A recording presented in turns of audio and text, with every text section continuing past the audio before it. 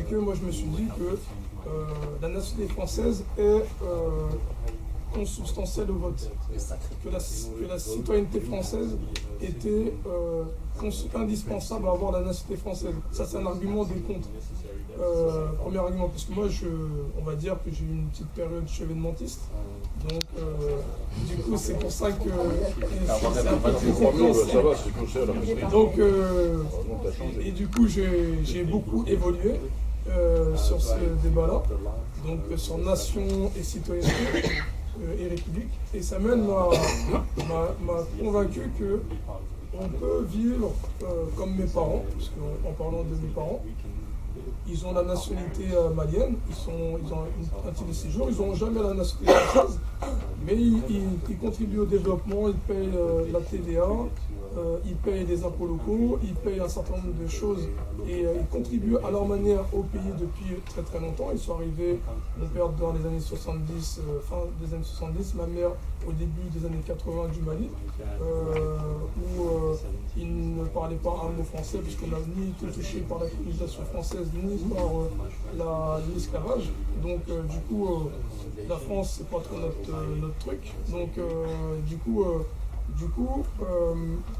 qu'ils soient impliqués, ils auraient dû, et ils habitent depuis ces années-là à Épinay-sur-Seine, en Seine-Saint-Denis, l'un des départements les plus jeunes de France et l'un des plus divers de France.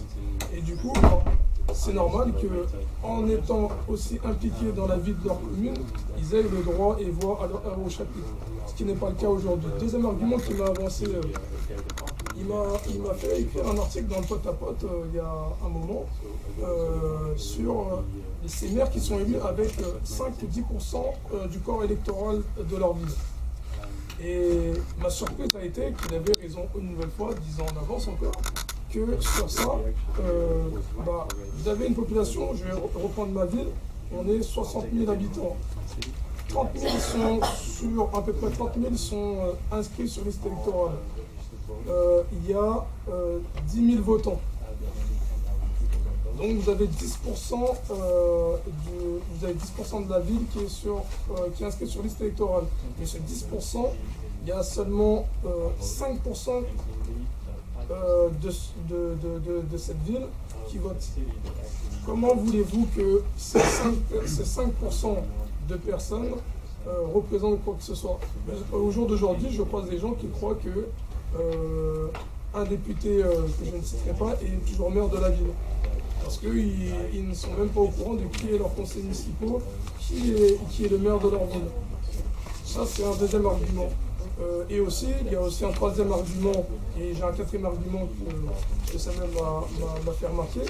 C'est le troisième argument, c'est le fait qu'il y aurait des maires communautaristes qui vont avoir, il y aurait des maires, pour être clair, noirs et arabes et musulmans. Ça, parce qu'ils disent que dans les quartiers populaires, il y aurait plus de 60%, 70% de maghrébins et de noirs musulmans ou autres. Ça aussi, c'est une fausse idée, parce que les électeurs sont des citoyens et ils votent en fonction de leurs intérêts divers et variés.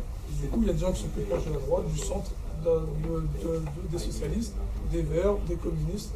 Donc, chacun a ses idées politiques et ils ne vont pas voter parce qu'ils voient que Iman est noir ou Mohamed est musulman, et du coup, il va plus représenter les musulmans. Ça serait, on aurait eu des maires chrétiens démocrates ou protestants, où on aurait des maires d'origine de culture juive dans certains endroits de France, ou d'origine italienne, polonaise, etc. Ou corse, parce qu'ils étaient majoritaires dans certains quartiers. Ce qui n'est pas le cas, et ce qui ne sera jamais le cas. Donc ça, c'est quelque chose, c'est des arguments des contres que je vous dis, et qui vous disent ça.